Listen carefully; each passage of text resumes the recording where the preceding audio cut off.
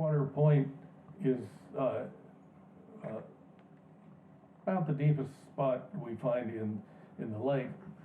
The lake typically is about, well, 302 feet was the deepest I found, about 100 meters. But there are some spots which are not that deep. So the bottom of the lake, generally throughout the lake, is about 200 feet.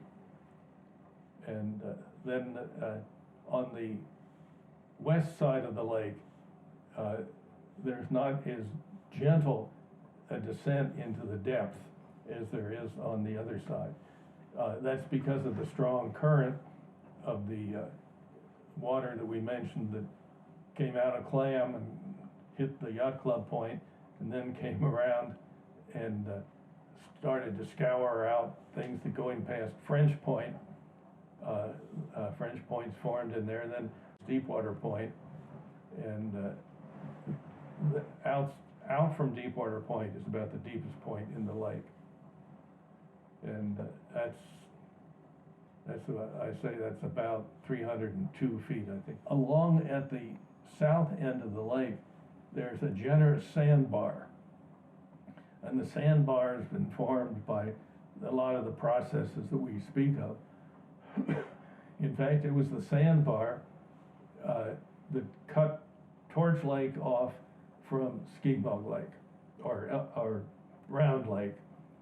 Those used to be continuous, and then a bar formed, and this simply made it different. The bar is what made Crystal Beach Road, and the sandbar that we're talking about. Now, that sandbar was a good place for sand, and the people that lived on the south side of Crystal Beach Road wanted to be able to build houses, and so they got a sand sucker in, and the sand sucker was just a big water vacuum that pumped the water and sand across the road till they filled in enough to build houses in what used to be a lagoon.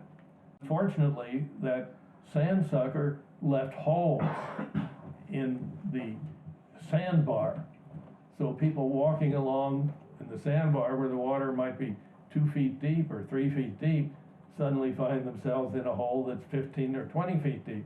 And we have several documented drownings that happened because people didn't know how to swim and they were walking along and just fell into it. Bad luck, but it happened.